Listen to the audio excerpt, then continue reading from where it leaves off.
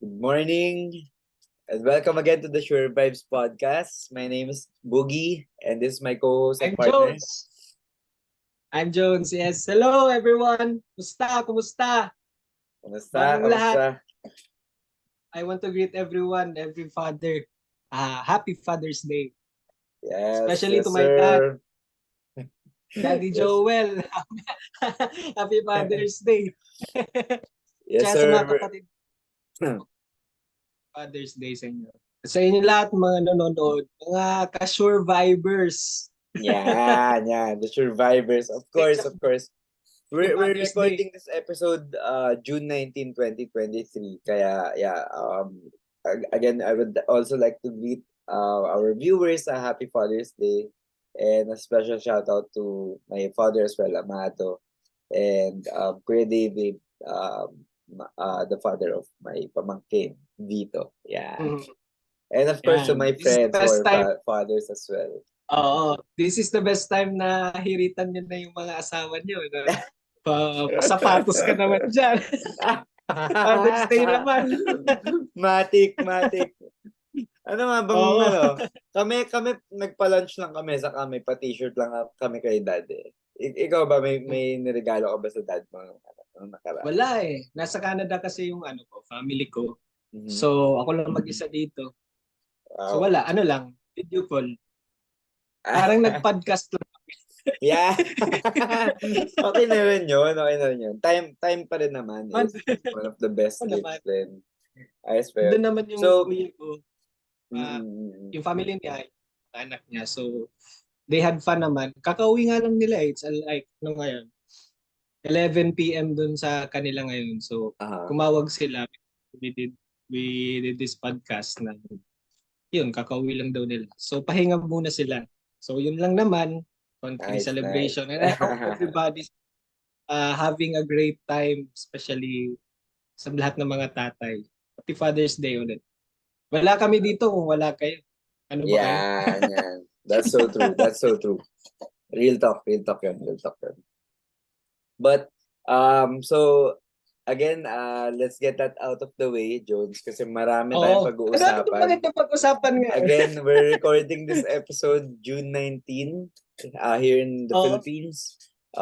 So wherever you are in the world right now, I'm sure you've heard of the first blockbuster deal that happened this morning, no?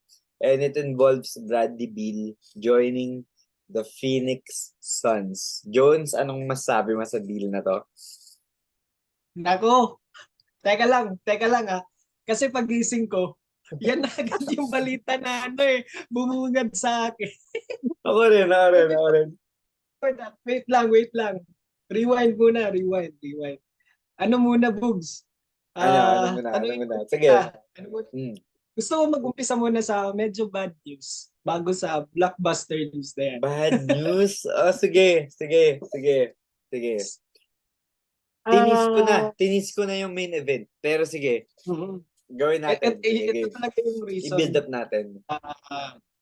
Ito yung reason sa hindi, ito yung pinakaano sa podcast natin ngayon. Ito yung main topic, kumbaga. So before that, ano lang, curious lang ako kasi ang dami ko kasing nababasa, mga articles, somebody is defending this person and others, parang ano inaano nila, parang kina-cancel out nila this certain player. I'm talking about no other than Jamoran. Jamoran. And Okay.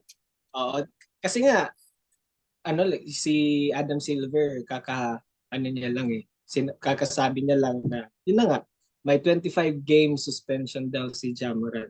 And I don't know if how this will affect the Grizzlies, the fan base, and people watching the NBA in general. So ano bang mako-comment mo dyan?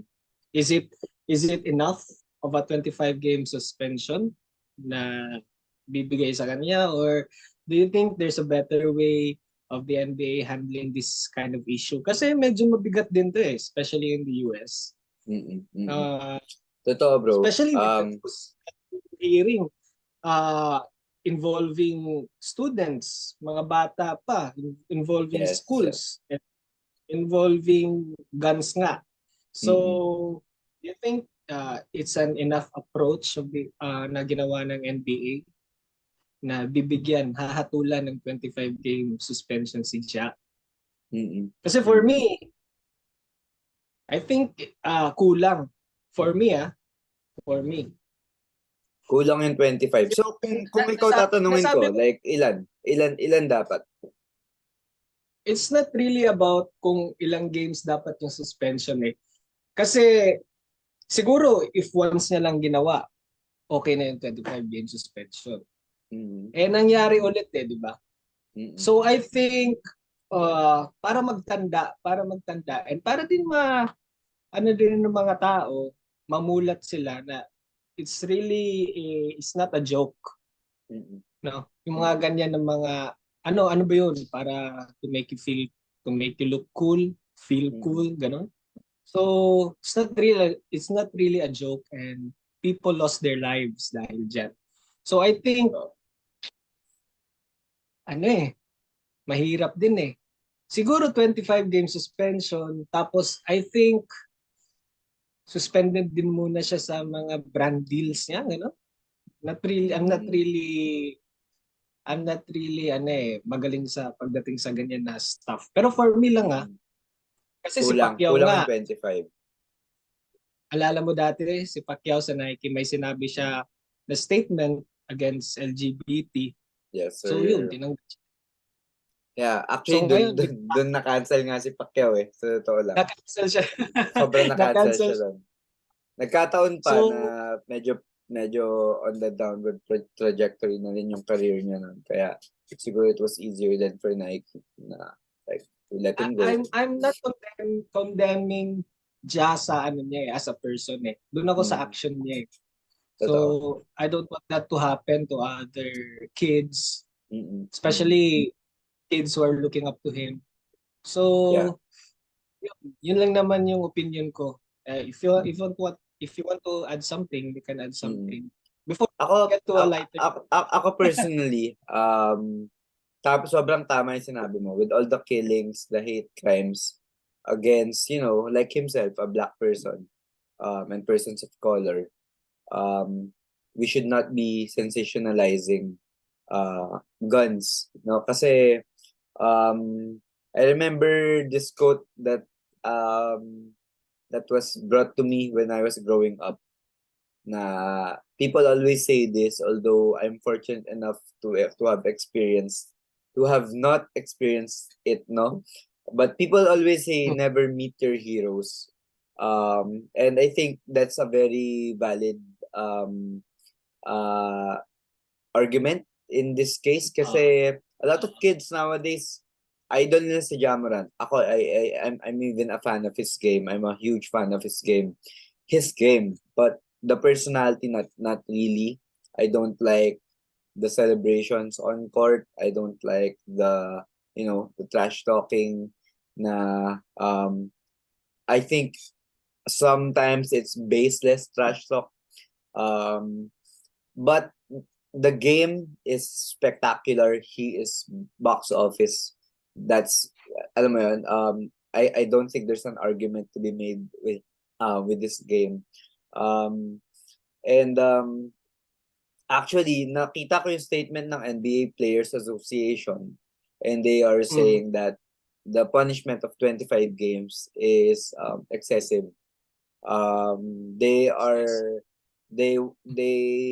recognize, no, that Ja is a young superstar in the league, no, and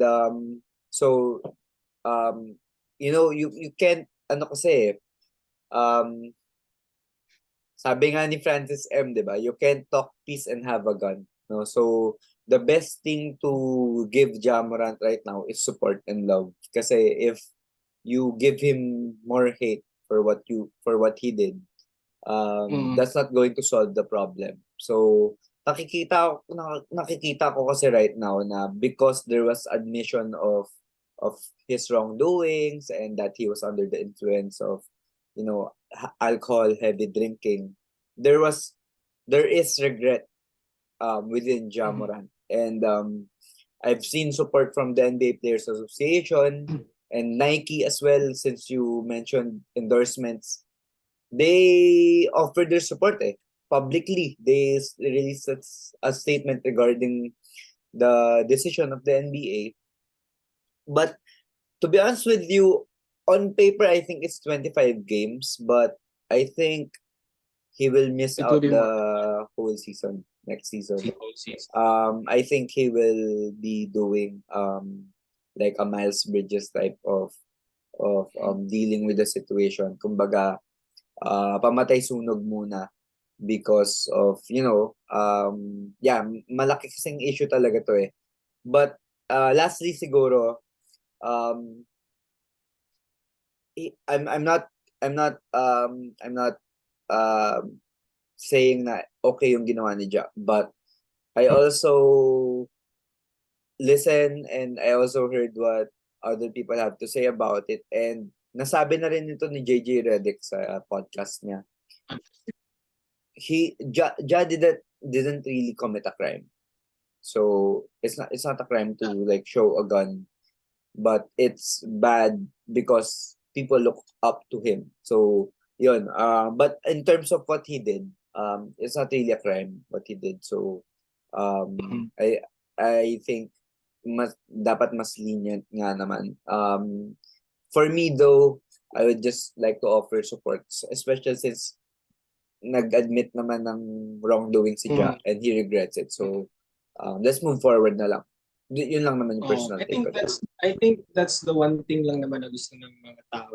Mm-mm. Accountability on his part. Accountability, exactly. Yeah, tama. So yun, I having do said all hope, of I do hope in the time of ni Ja, he works on his jumper. Like, imagine Ja Morant with a more consistent jumper. Like, oh my mm, God. Like, he's already ano lang unstoppable pala as to lahat, is. no? Para lang pala to sa secret training niya eh. Oo, di ba? Di ba? I would like to Stick. think that way. Like, okay, so suspend niyo ako. Sige, pagbalik ko, Uh, I'm gonna bust your ass. Like, yung mga superstar nyo, I'ma bust your ass. Ako, I hope that's the type of mentality tapos that gaganda yung jumper niya, tapos si Mike Green sa sisigaw ng Bah! BAM!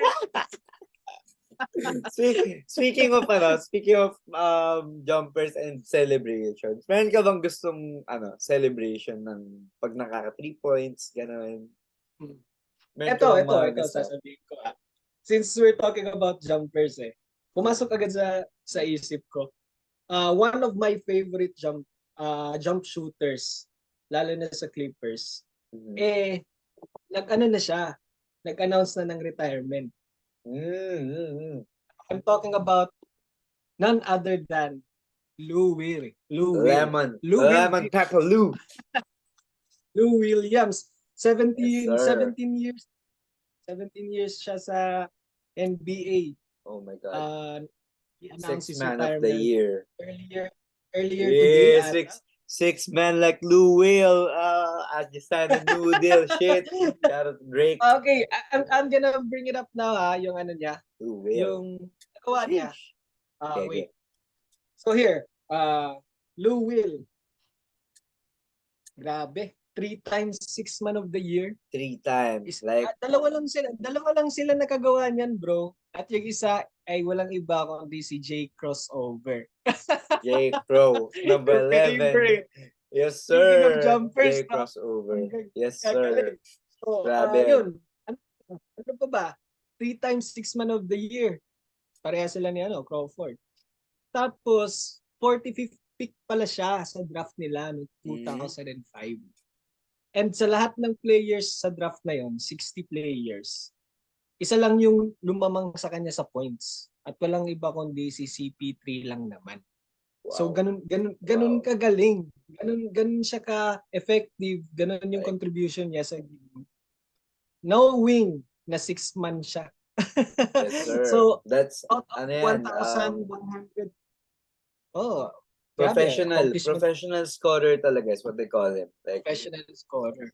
I've long Tapos wanted out to Will on my squad, but, oh, he's naman. all he's always Oo elsewhere. naman. Like, So, Yeah. out of 1,123 regular seasons played sa career niya, sa 17 seasons niyang naglaro, he came off the bench 1,001 times.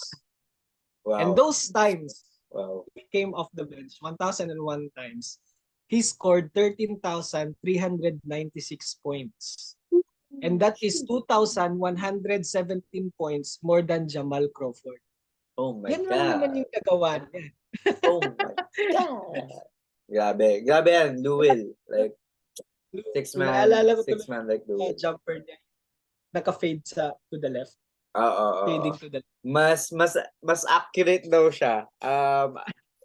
Apparently, mas accurate daw siya falling away than straight up. Like, man, ang hirap depensa ni Luwil, especially off the bench. Like, a few players actually know how to accept that kind of role.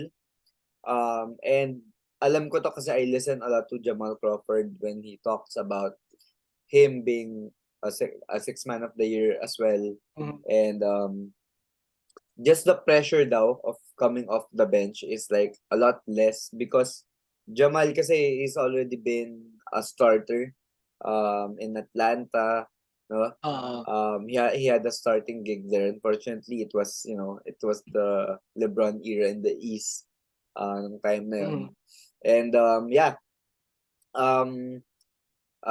si Jamal Crawford was already talking about how I'm gonna be coming off the bench, then I'm gonna bust your bench players ass then. Yeah, so and they took pride in that kasi Luwil, when he was doing the most damage in his career, I believe he was with the Clippers.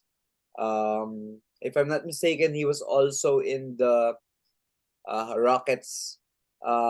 Yung Rockets team na yun, I remember like they were killing so many teams. Like, man, I thought that was one of the best chances that Rockets team had, especially when they had James Harden in his prime. And then I thought they became a lot scarier when Chris Paul joined the fray. But man, what a lineup. And Luwil, congratulations on a career. Congrats. I would have wanted to have seen What a career. in a Blazers uniform, teaching the youngins to like, because I've long wanted a veteran point guard as a backup to Dame. But now because Dame is a lot more older, on the older side of his career, now I want a younger guard na to back him up. Para iba-iba rin yung pace ng game. So, but yeah, shout out to Luwil. Congrats on one heck of a career too. Grabe yun. Tapos, naalala ko dati, yung mga teams sa NBA, mas takot pa sa bench ng Clippers kaysa sa starting five. Oh my God, bro. Like, kasi, no joke like, yan. they have a plan how to stop the starting five. Meron silang mga plays. But pag papasok na yung bench players, wala na. Parang bro, kanya-kanya na. yung Luwil sa Rockets, bro, like, what the fuck? Sabi ko talaga, like, ang hirap niyang bantayan, bro. Grabe. Kaya sabi ko, okay, ipapasok na ba si Jeremy Lin? Sabi ko, oh my God. Okay, Jeremy Lin na lang. I'd much rather. Yung kapatid ko, he's one of the biggest James Harden fans here. Shout out kay Paolo. Sa 2K, when he plays, mas nilalaro niya si Luwil kaysa kay Harden. Yun yung ano niya. Hindi. Harden Luwil, yun yung ano niya, yung backcourt niya sa Rockets. I remember. Lakas nun. So speaking of six man of the year. Sa lahat ng six man, ito may tanong ako sa'yo. Maganda to. Start bench cut. Okay. Start bench cut. Ang hirap naman agad. Wait lang, start bench cut ng mga six man? Oo. Ito. Trey crossover. Okay. The Magician. Manu Ginobili. Oh my God. At Luwil. Ah? Sino yung starting mo? Sino bench? Sino yung kakat mo? Okay. If I'm building a squad, of course, Manu Ginobili yan. Manu Ginobili yan. Start mo. Start Manu Ginobili, bench Jamal Crawford, cut Louis. Unfortunately, as much as I talked him up, like Manu Congrats, Ginobili, Louie, na, no, pero sorry. that, yun talaga, like imagine having let's say they were playing in the same era, no? Imagine having to deal with a lead guard like Damian Lillard. Tapos off the bench, yung magsasub sa kanya, well, shooting guard si Manu, pero again, positionless basketball naman na tayo ngayon. Imagine coming off the bench is a lefty who's very crafty, very magulang, and Euro God. always does the right play. And of course, the legendary Euro step. And then, okay, akala mo you got the hang of defending that type. Okay, balik ka kay Logo Lillard. Like, imagine being the defender of that. Like, bro, wala. Sorry talaga. Sobrang hirap. So parang literal na ibang player yung kaharap mo, ibang Yes, skills. sir. Yes, sir. Tapos parehas na high level eh. Yes, so sir. hindi mo alam paano ka mag-a-adjust. And diba? and Manu always makes the right play. I saw this clip sa YouTube the other day. Manu with his extra pass. Try nyo yung search sa YouTube. Like, Manu always makes the extra pass. Like, kahit libre na siya, may better pass pa dun sa corner. Like, yeah. That's academic na. San Antonio Spurs basketball yan, bro. Grabe. What a beautiful game they play. Spurs basketball. Actually, same tayo ng starting, tsaka bench, at tsaka sino ikaka. Well, all of them naman. Kaya sige. So, sinagot ko si Manu. Bakit mo i-bench si Jamal over Lou Will? Ayan. Ikaw naman sumagot niya. Jamal. Oo. Bakit Jamal over Lou Will? Ayan. Well, kasi sa skills ni Jamal, coming off the bench, I think he's impossible to guard. And he's a very good energy guy. Brings energy to the team, makes the right passes, makes the right call. So over Lou Will, I think for me J crossover mas Over okay Lou siya. Will. Energy, Yes, sir. energy guy. Actually, I'll just add on to what you said kasi I'm a big Jamal Crawford fan. Trabaho rin kasi ng bench players to like not only sabi mo nga energy provide energy to the team but to energize the crowd as well. Kasi bakit? Uupo yung starters which is most of the time the starters are what the people paid to see, no? Si Jamal Crawford is box office in itself. Like, when you see him play, I've never seen him play live, but like, sa TV pa lang, I'm mesmerized by the moves that he pulls out in game. And I can already see the crowd getting into it more. Like, lalo silang ginaganahan to watch. And then, by the time... Tinawag pa lang yung pangalan eh. Parang, uy, yan, papasok ko na. Diba? J crossover yan, bro. That's what he is actually what made the Love City Clips like such a fun team to watch when they were, in their prime. Nagulat din ako how they did not win a championship because I think for a good span of 2 years, 2 to 3 years, they were like the favorites to win the title. Especially with Chris Paul and BG like just doing their thing. Speaking of Chris Paul, eto, papasok na tayo sa highlight ng podcast na to. Ayan na. Kasi involved yung taong yun eh sa I think pinakamalaking news, pinakamalaking blockbuster trade pagpasok ng off-season. At ito yung walang iba kundi yung trade involving Chris Paul at saka Bradley Beal. Yes, sir. Pagising ko pa lang.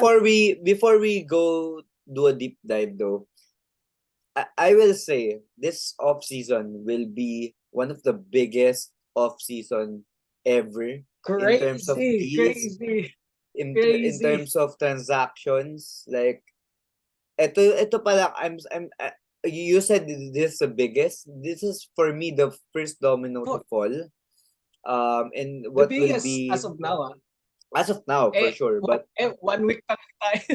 yes, sir. 1 week If off this will season. serve as precedent to what's to come, like just buckle It your will be seatbelts, crazy. like hold on to your seats, boys and girls, because this is gonna be the craziest off season ever. I'm calling it right now. I know you hate jinxes, but the writing's on the wall already. So let's get into it.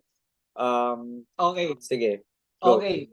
Isa-isahin ko yung nangyari sa Suns, before Okay, sa trade na to. okay. This season, saan ba ako mag-uumpisa? Sa trade din mismo. Mhm. Yung Suns this season 2023 traded Brooklyn Bridges, Michael Bridges, and Cam Johnson for KD. Yes, sir. Gulat Okay. lahat. And a Everybody was stockpile of shocked. picks. Grabe, 'di Yes, ba? sir. And picks Mhm. also. Pero they made their run, but they got eliminated in the playoffs, second round. Kasi naman, kalaban nila is Nuggets. But before that, sa first round, kalaban nila my Clippers. And unfortunately, na-injure pala si Kawhi and wala si PG. So, wala. Naubusan sila ng firepower. Pumasok sila sa second round, yung Suns. Kaso nga lang, they got beaten, they got eliminated by the Nuggets. And after that, they fired their head coach, Monty Monty Williams. Williams. After that, 'di ba? And may bad news nga sa kay Monty Williams dahil nga sa wife niya, 'di ba? May cancer. Yes. I hope na kayanin niya. She will recover. No? Prayers Yes. up for Monty Williams and his wife. But after they fired Monty Williams, hinire naman nila si Vogel from the Frank Vogel. Lakers. Yes, Frank sir. Vogel.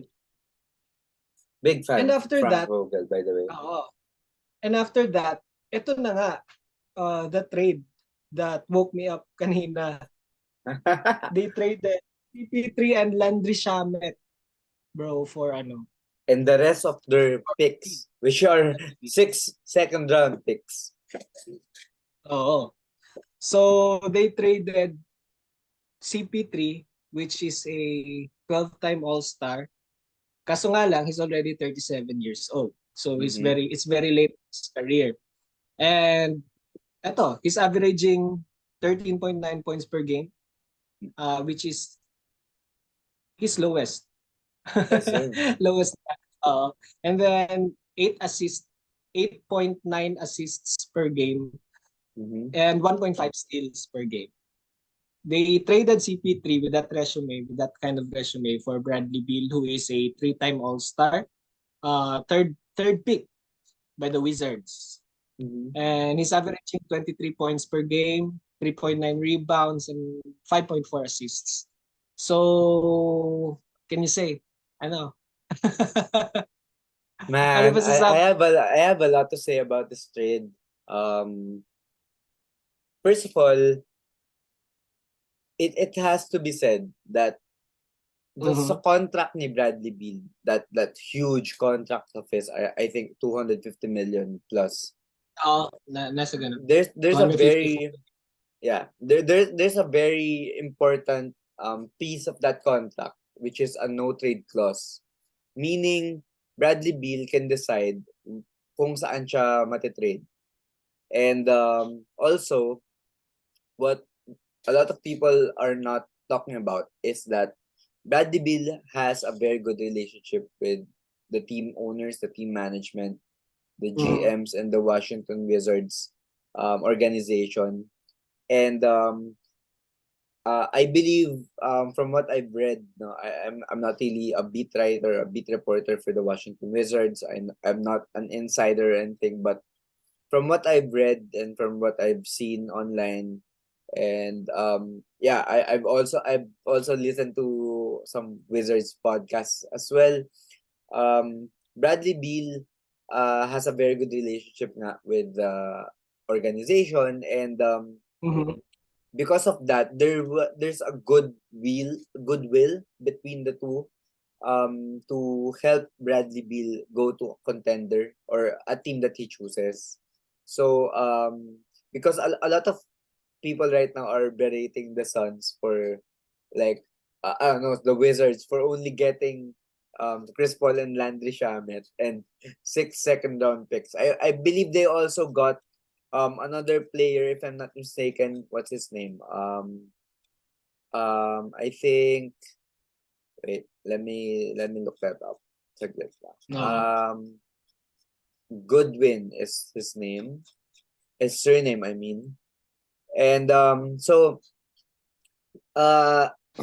so I think the person that really decided this is Bradley Beal, and Bill himself. yung sa side ng Wizards, like, sige, you've done our organization good in the past, so we'll send you to whichever team you want.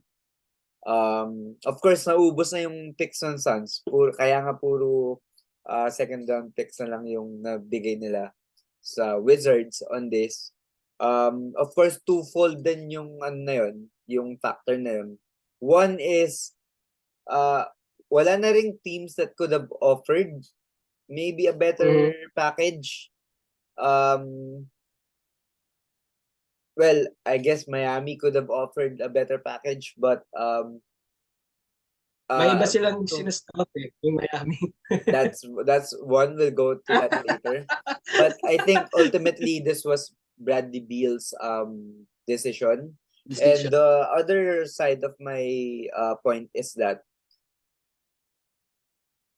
in a way, like, I'm not saying he's a bad player or anything, but this is really Bradley Beal's um value around the league. Mhm. Of course, I would argue the Wizards could have gotten a better return from that, but a lot of factors pa rin. But in terms of value, he was not gonna get, like, um like a trove of first round picks. Of course, not Rudy Gobert type, because I thought the Rudy Gobert trade was just absurd. But yeah, this was Bradley Beal opting to go to a contender.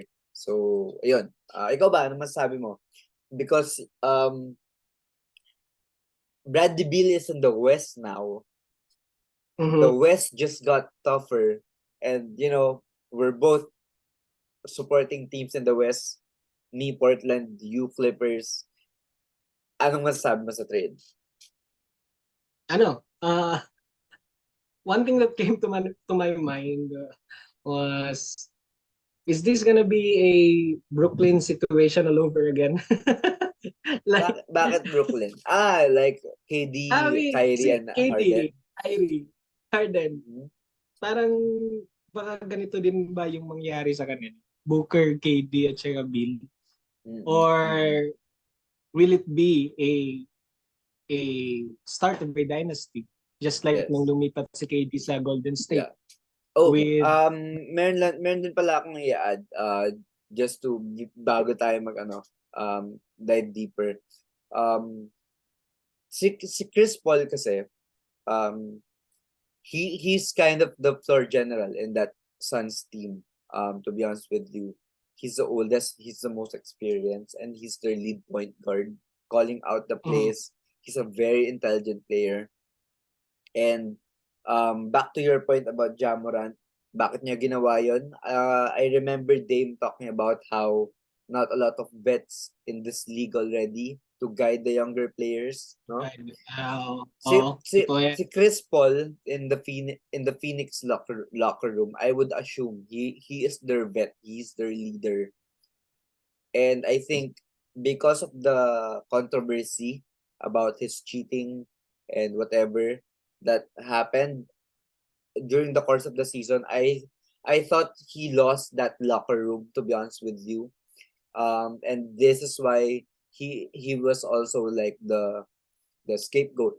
No, aside from Monty Williams, of course, he was also the one that they had to let go.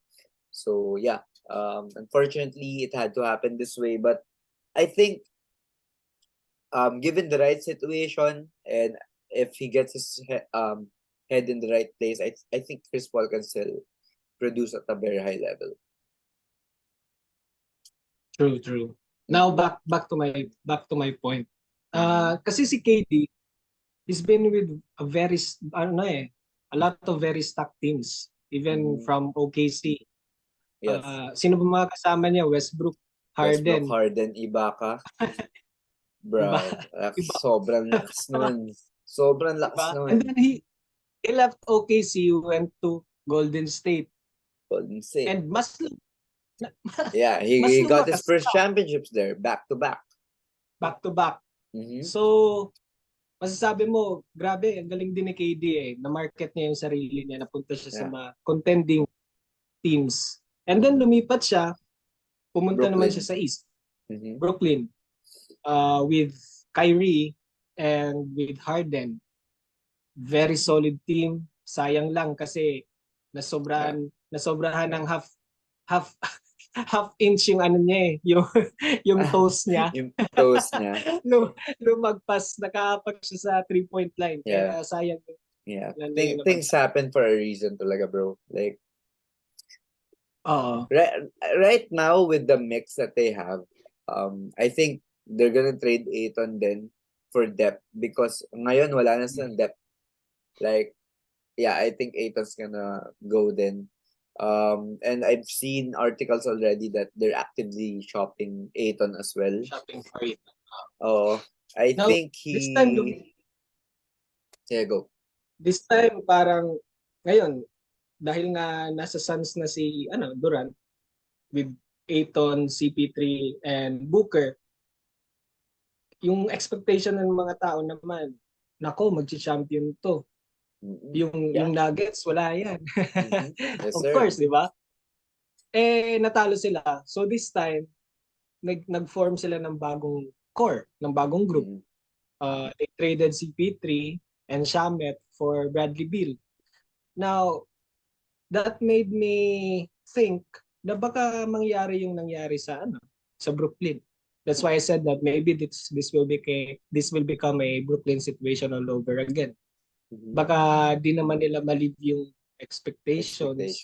Yeah. Now, pero looking at their lineup, bro, like their new starting five, as of now, they have Ayton, they have Durant, they have Booker, they have Beal. Si Beal, bagong addition, and they have Campaign. Sorry. I was thinking, sino pala point guard nila? Shit, Campaign nga pala. Diba?